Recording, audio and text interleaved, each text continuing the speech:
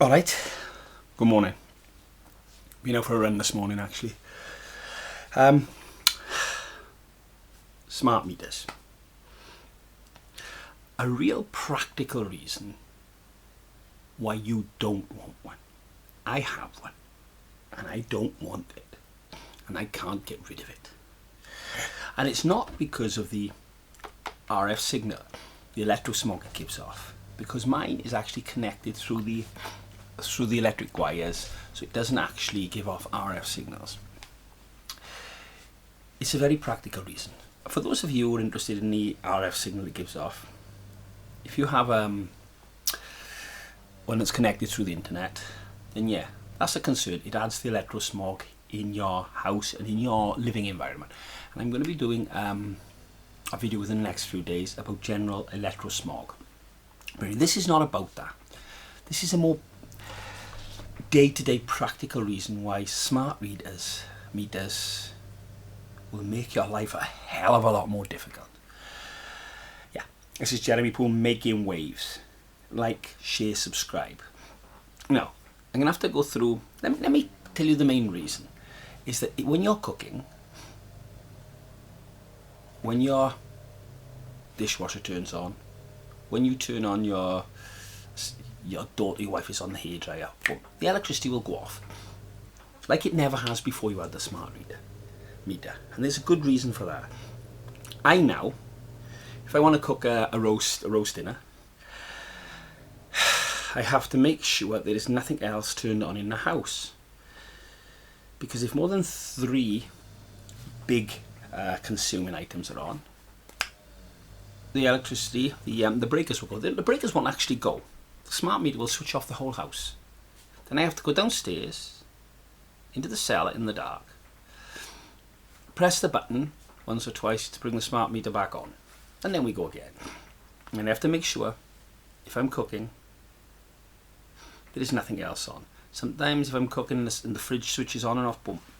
Now this caused me a lot of problem when I didn't realise what it was, because I thought I had a short when I lived back in the UK and I didn't have a smart meter. It never happened unless I had a bad, my kettle was broken at one point and there was a short in it, and I understood that. And I had a lot of hassle around this house looking, because I put some of the electrics in myself, looking at what I had done wrong. And I hadn't. I'll explain why a smart meter. They put you onto a contract. And the old contract, you get 45 volts, 230 amps, here approximately 1,000 watts.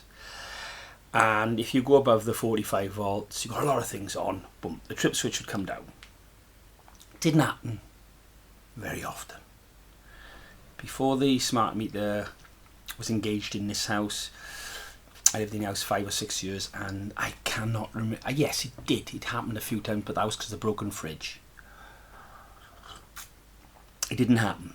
And suddenly, the smart meter came into power about 2 or 3 years ago, and it happens all the time.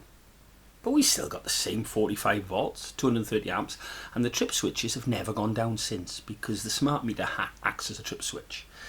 Now, why has it changed? It's a very, very simple, technical, easy technical explanation.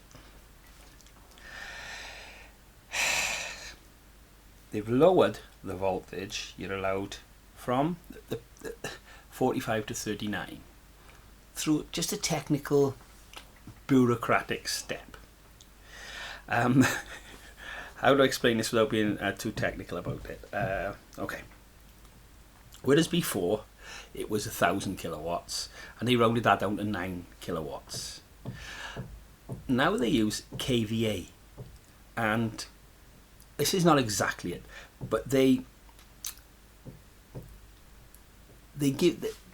flick the switch by the amount of electricity produced in the power station, and there's a loss between the power station and the house of say 10%. So if you are now on 9 kVA, and that's at 230 volts, that gives you 39 amps. It's as simple as that. They've lowered it down. So now, if you go above 39 volts, instead of 45, I don't know if I explained it very well, but you've got a lot less power you can use. And if you go above that power, it switches off. And it switches off on a regular basis, and you pay every time it switches off. You go above the potential you're allowed to use. And the only way to get past that is upgrade. And when you upgrade on the price a hell of a lot. And that's not happening in the UK at the moment, but it will. As soon as people all start getting smart meters, you will be paying a lot more for your electricity, and things will be popping all over the place. So, it makes you use less electricity. Not really, just makes you use it at different times in the day. Spreads it all out. And it's because of the loss in the wires. And whereas before you had 45 volts, 1,350 kilowatts, now you're down to 900 kVA, and that's 39 amps. So you will get that meter popping off all the time. And it's not pleasant. I mean all the time. When you're doing, if you turn an air conditioner on in the summer, if you have one, if you turn a clothes dryer on in the winter, the same time as you've got your washing machine, you cannot cook or you cannot have a cup of tea because it will flip. It doesn't flip any trip switches. There's no problem with your electricity, which is where you have to realise. You'll be phoning electricians, my electricity keeps going out. They come and check it out, charge you for checking it, and there's nothing wrong. That is the main problem with the new smart meters. You are getting less for your money, and the electricity companies are rubbing their hands, and nobody is helping you. I'm going to talk about electrosmog more in the next video. I'm going to show you all the sources of electrosmog I can think of, so you get an understanding of how you are being attacked in everyday life. Now be good. Got the neighbours banging on the wall. Noise pollution. Be good. Have a great day. Enjoy yourself.